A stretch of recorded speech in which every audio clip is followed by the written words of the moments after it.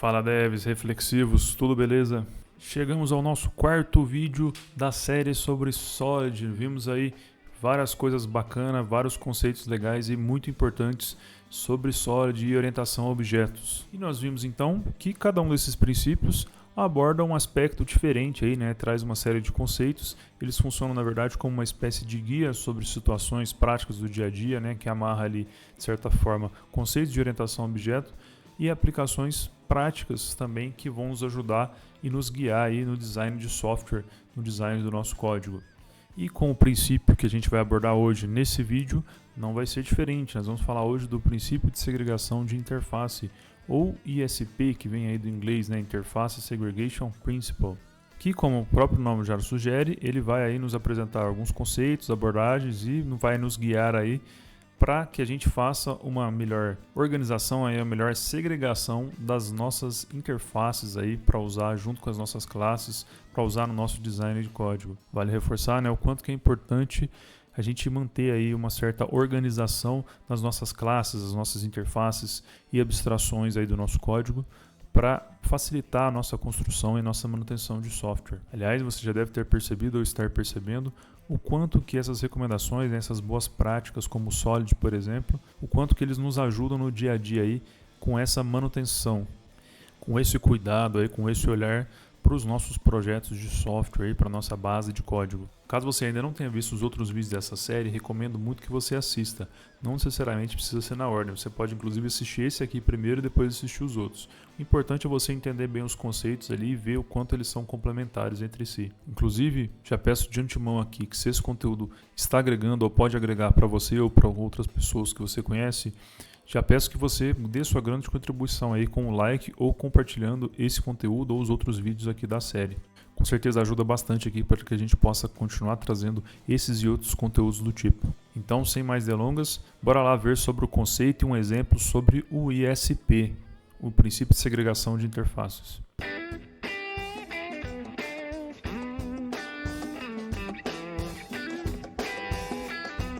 Bom, então bora lá ver o exemplo do ISP, ou Interface Segregation Principle. Traduzindo, seria o princípio de segregação da interface, que diz que um cliente não deve ser forçado a implementar uma interface que não irá utilizar.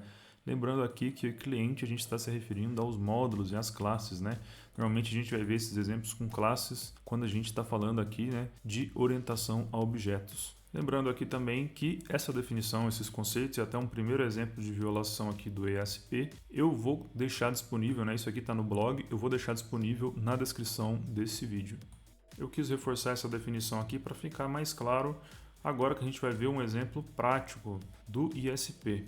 Nós vamos ver um exemplo de violação do ISP. Como que a gente pode facilmente violar o ISP, né, o Interface Segregation Principle, utilizando aqui um exemplo bastante comum, que é um exemplo de repositório de usuários. Esse exemplo é um exemplo com repositório de usuários, mas poderia servir aí para outros tipos de repositório, obviamente, tá? Mas vamos lá, ó, olha só. Então a gente primeiro aqui tem uma interface que eu chamei de e-user repository, que é a nossa interface de repositórios, que vai ter 4 métodos. Um método de adicionar, um método de dar um find aqui, né, de pesquisar todos os usuários, ou como filtro, né, irrelevante nesse caso.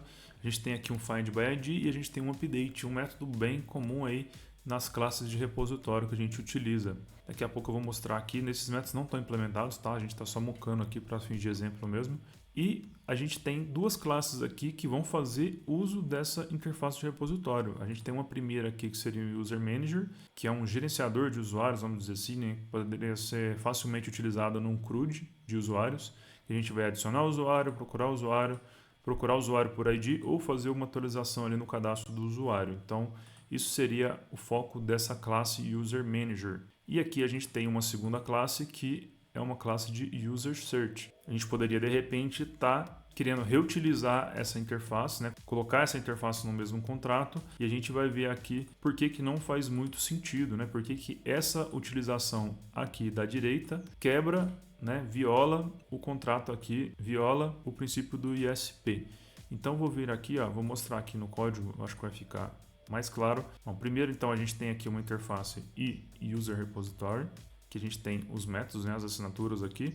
Essa classe de usuário aqui, não se preocupem, tá? Eu simplesmente coloquei aqui uma classe bem simples, que é uma classe user, que tem um ID e o nome. Não é relevante aqui para o nosso exemplo, tá? Então vamos lá, eu criei aqui, a gente simplesmente vai passar o usuário para adicionar e para atualizar. A gente tem aqui também um método find, como a gente viu lá no diagrama, e a gente tem também um find by ID que vai retornar apenas um usuário. Então, uma definição aí, né, uma interface bem comum das classes de repository, né, de repositório, que é normalmente utilizada aí em vários projetos. Então, facilmente a gente poderia fazer isso daqui, ó. A gente tem uma classe user manager que vai implementar essa interface. Aqui eu estou partindo também do exemplo aqui do pressuposto de que a nossa classe User Manager ela vai precisar utilizar todos esses métodos, né? No caso, fazer adição de usuário, atualização, procurar e fazer um Find by ID. Pode ser que em alguns casos não faça sentido que essa interface aqui obrigue todos esses métodos para o User Manager. Vamos imaginar então que o User Manager, nesse caso, vai utilizar todos esses métodos. Beleza, então essa interface estaria atendendo aqui, né, já estaria compatível, né, estaria coerente aqui com o User Manager. Porém, se a gente for olhar, por exemplo, um segundo exemplo, que é o User Search, olha só, User Search não faz sentido que a gente utilize essa interface e User Repository. Por quê? Porque esse cara vai nos forçar a implementar o método de adicionar e o método de atualizar, da mesma forma que foi feito aqui em cima. Aqui, naturalmente, se a gente apagar esses dois métodos e deixar só os métodos que têm relação com a pesquisa, né, que aqui seria uma pesquisa por todos os usuários, por exemplo, e aqui seria uma pesquisa por ID, ele já vai quebrar essa interface. Então a gente pode notar aqui que dessa forma ele está obrigando que a gente tenha uma implementação do método add aqui, do método adicionar e do método de update. Isso aqui é um exemplo bastante comum aí que a gente vê em alguns casos aí utilizando o repository, alguma estrutura de ORM, Entity Framework, Dapper e coisas do tipo, no .NET, por exemplo, que a gente vê isso muito comum, né? E não é muito legal a gente ficar de repente criando interfaces forçando métodos que a gente na prática não vai utilizar. Aí ficaria uma coisa desse tipo aqui, né? A gente deixaria o método, nesse caso como é void, poderia até ficar em branco, tá? Ou poderia ter algum exception desse tipo aqui. Não é legal a gente deixar o nosso código sujo, né? Com esse tipo de implementação. Então isso aqui é só um exemplo, mas um exemplo muito claro aqui que pode acontecer de forma muito mais natural do que a gente imagina, né? E é um exemplo de violação do ISP. Como que a gente poderia então resolver esse exemplo do ISP aqui, utilizando as interfaces aqui de uma forma mais segregada, de uma forma mais coerente aqui com o princípio de segregação das interfaces? Para mostrar aqui então como a gente poderia revisar esse caso e redesenhar essas classes e interfaces, eu vou puxar aqui uma lousa para ficar mais fácil de ilustrar, que é o seguinte, então a gente tem aqui, ó, nessa proposta, né, eu coloquei aqui duas interfaces, na qual a primeira interface, vou aumentar um pouquinho aqui, na qual a primeira interface ficaria responsável apenas por fazer a definição aqui, o contrato dos métodos de atualização e de adição, né, no caso o add e o update. Então até vou colocar aqui um destaque, estou falando desses dois métodos aqui. Isso então aqui a gente está falando da interface e user register. Eu chamei aqui de user register simplesmente porque está se referindo aos métodos de fazer um save aqui, né, de fazer uma adição, fazer um update. E eu separei aqui a parte de pesquisa em um user search. E a gente tem aqui um find e um find by ID. Aqui na classe user search a gente pode observar que agora ela só tem dois métodos, ou seja, ela simplesmente está implementando apenas essa interface, a interface user search. Então com isso a gente já resolveu aquele problema que a gente citou aqui da classe user search. E para a classe User Manager, olha só, vamos imaginar que em um cenário a gente tenha uma classe User Manager que precise fazer adição e atualização e também precise fazer as pesquisas, uma classe mais completa, vamos dizer assim, ó. Então a gente vai continuar com todos esses métodos e o que aconteceria aqui então? Ao invés dele estar utilizando apenas a classe User Register, ela vai estar utilizando então, vai estar implementando, né, essa classe User Register e também vai estar implementando a outra interface. Então lembrando aqui, eu não estou falando aqui de herança, tá? Essas setas aqui são simplesmente para mostrar qual interface a classe aqui de baixo está implementando. Então como que ficaria isso aqui no código? Vamos dar uma olhada. Voltando aqui então para o Visual Studio, para o nosso código, ficou da seguinte forma. Então a gente tem aqui agora as duas interfaces, a primeira interface e User Register com os métodos add e update, né, para fazer adição e atualização de usuário. E aqui user search ficou com os dois finds, né? Lembrando que aqui está um exemplo simples de find, mas a gente poderia também ter outro tipo de pesquisa aqui, né? Se fosse o caso. Para esse caso aqui, então, vai ficar bem mais simples.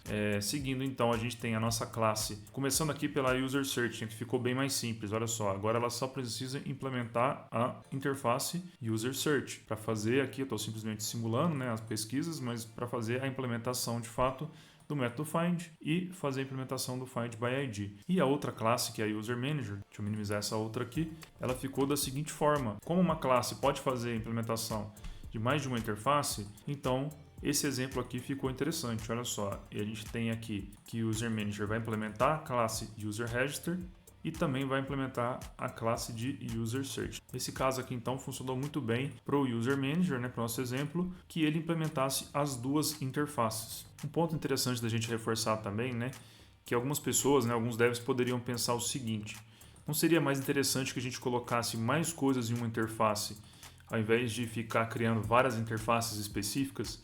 Aí é que está o princípio de segregação de interfaces, né, o ISP.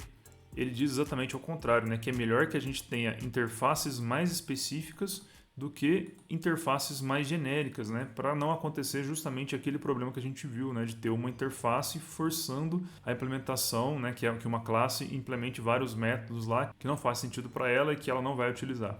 Dessa forma, então, a gente já pode ver que o ISP nos ajuda e nos guia no desenho das interfaces, aí, nessa coerência entre as classes e as interfaces. A título de curiosidade aqui também, a gente poderia ter um outro exemplo aqui, com uma terceira classe, né? Vamos imaginar que a gente precisa também implementar uma classe de user register. Neste caso, ela iria precisar apenas da interface de user register. E aqui ele está reclamando que a gente não está implementando essa interface. Vamos seguir aqui a orientação dele, vamos pedir para implementar. Vou deixar aqui sem implementação mesmo, tá? Só para o nosso exemplo aqui. Vamos imaginar que isso aqui está implementado. E a gente teria então um cenário também interessante. Olha só, a gente tem aqui uma interface user search. Com essas duas interfaces a gente atenderia essas três classes, né? Nesse caso aqui com o objetivo específico da pesquisa, esse daqui com o objetivo específico do registro, de atualização ou de inserção, e nesse caso aqui a gente teria um exemplo que utiliza as duas interfaces. Também um exemplo bem interessante, se a gente voltar lá para o nosso desenho então, ficaria algo nesse sentido aqui, ó. Vou só copiar a classe que está faltando, que é a última classe que a gente colocou. Olha só, se a gente colocar aqui no desenho, a gente teria então que o user register utilizaria apenas, vou colocar aqui no centro, nesse caso aqui, essa interface utilizaria apenas o user register. Fica um exemplo bem interessante aqui, né, para fins didáticos, né? Naturalmente que muitas pessoas podem estar pensando o seguinte aqui, ó. Se a gente tiver aqui a implementação do método add aqui e tem um método, a implementação do add aqui, pode ser que não faça muito sentido se a gente estiver falando do mesmo objeto, dos mesmos dados que a gente está passando, tá? Aqui é simplesmente para ilustrar aqui o poder aqui das interfaces, né? O poder de estar utilizando aqui também esse conceito do ISP aqui, bem aplicado aqui nessa segregação de interfaces. Mas naturalmente, né? Se a gente tiver um cenário desse tipo aqui, a gente pode também estar melhorando o nosso reaproveitamento de código, né? Sem ter essa duplicidade aqui do método add. Até vamos fazer aqui a título de curiosidade, olha só. Considerando esse cenário que a gente tem aqui as interfaces bem definidas e a gente tem já esses dois métodos implementados, né, com classes de pesquisa e classes de registro, a gente poderia fazer a seguinte modificação. Ó. Vou colocar essa classe aqui para baixo só para ficar mais fácil a gente ver. Ao invés de ter que implementar novamente aqui o add, update e os métodos find, como eles já estão implementados nas classes de cima, eu poderia também utilizar essas classes, né? Vamos imaginar que isso aqui são classes de repositório, por exemplo, e isso daqui pode ser um método de serviço, um método intermediário que a gente vai utilizar, tá? O nome aqui não faz tanta diferença, é mais importante a gente entender o fundamento aqui, o conceito. Como eu não consigo utilizar herança múltipla no C#, em várias linguagens não é possível a gente utilizar herança múltipla, né? Não sei se faria muito sentido aqui também, a gente poderia resolver isso aqui com composição. Então a gente poderia tirar esses métodos aqui, por exemplo, e a gente poderia simplesmente criar aqui, vou até criar uma propriedade privada aqui, read-only, e vou, em vez de eu criar esse user manager, eu vou criar aqui um user register, e eu vou, em vez de eu utilizar essa classe, eu vou usar a interface, e eu vou chamar aqui de user register. Vou fazer a mesma coisa para o search. E para a gente poder utilizar, eu vou criar um construtor aqui, simplesmente para passar essa classe que a gente vai utilizar. Vou pegar a sugestão dele aqui, vou pegar aqui também um search. A gente poderia ter um exemplo mais ou menos assim. Vou só fazer ele receber aqui o objeto que ele está passando via construtor. E dessa forma aqui a gente tem resolvido a nossa reutilização de código. A gente usou aqui a interface específica do search para essa classe e a implementação foi feita apenas uma vez aqui. Aqui a gente tem uma segunda implementação que é a parte do register, e a user manager poderia, por exemplo, ser uma classe aqui de serviço, né? Uma classe intermediária que simplesmente vai fazer aqui o repasse, né? Fazer a orquestração desses métodos. Eu até vou fazer um exemplo aqui que ele está sugerindo de fazer um adicionar user.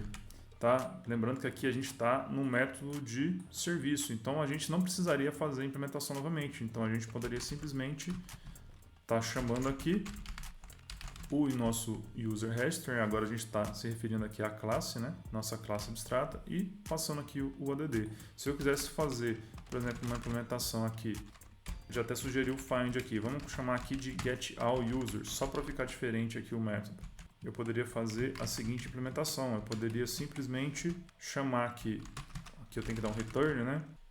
Vamos ver se ele vai funcionar direto. Eu vou chamar aqui um método userSearch e eu vou fazer um findAll, que aqui no caso eu chamei só de find, né? Isso, ó, deu certo aqui, ele está devolvendo uma lista de usuários e dessa forma, olha só, a gente conseguiu segregar as interfaces, né? Nesse caso a interface do que é registro, o que é pesquisa, conseguiu utilizar classes específicas aqui para cada implementação. Se a gente tivesse que fazer chamadas específicas dessa classe em outras classes de serviço, em outros lugares, a gente conseguiria já utilizar de forma segregada, né? De forma distinta.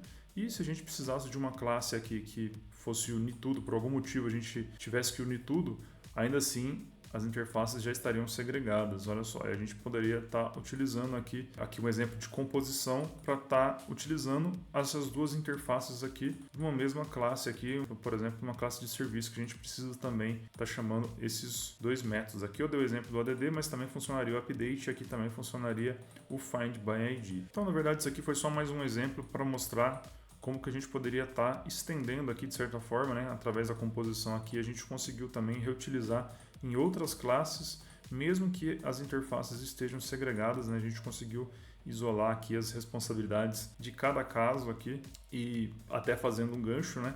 A gente viu que dessa forma a gente não estaria infringindo os outros princípios, né? Que a gente viu ali o SRP aqui também, que a gente separou as responsabilidades aqui, o que é registro e do que é pesquisa. Então, essa aqui a gente já aplicou o SRP, a gente também evitou aqui problemas com o LSP. Pensando no OCP, a gente não chegou a utilizar a herança aqui também, mas a gente viu que o conceito ficou bem próximo aqui também. A gente conseguiu deixar, de certa forma, extensível aqui e já isolado para a gente conseguir fazer o melhor uso aqui de cada tipo de recurso que a gente vai utilizar, né? Se a gente for, por exemplo, colocar métodos de pesquisa, o primeiro lugar que a gente iria olhar seria aqui no User Search. Se a gente for utilizar ou criar alguma coisa relacionada a registro, a gente poderia estar utilizando essa outra classe. Então a gente criou aqui também uma segmentação tanto de interface quanto de funcionalidades aqui, né? Deixando com cara de extensão aqui. E, claro, né? A gente também evitou aqui de ter alguma quebra de comportamento, pensando um pouquinho no LSP. Então a gente mais uma vez aqui reforçando que os princípios eles se complementam, tá? Um não substitui o outro, na verdade eles são complementares, então é sempre bom reforçar. Então a gente viu aí mais um exemplo interessante que trouxe uma certa coerência aí com todos esses princípios. Nesse caso aqui com foco um pouco maior aqui no ISP, né? No princípio de segregação de interfaces. Então é isso, galera. Passamos aí nos conceitos e exemplos do ISP, Interface Segregation Principle, que é o nosso quarto exemplo aqui, nosso quarto princípio da série sobre Solid. Com isso, então, fechamos mais um vídeo dessa série. Mais uma vez agradeço demais por você ter chegado até aqui e mais uma vez também espero ter contribuído aí com o seu desenvolvimento. Peço mais uma vez a sua contribuição com seu like, compartilhamento, deixe o seu comentário, deixe sua dúvida e vamos juntos aí fechar mais essa série e trazer outros conteúdos, por isso conto muito com a sua ajuda, com a sua contribuição. Caso ainda não seja inscrito, não deixe de clicar lá no sininho, ativar todas as notificações e vamos juntos, galera, pelo código e além. Mais uma vez, então, obrigado demais, até a próxima, valeu!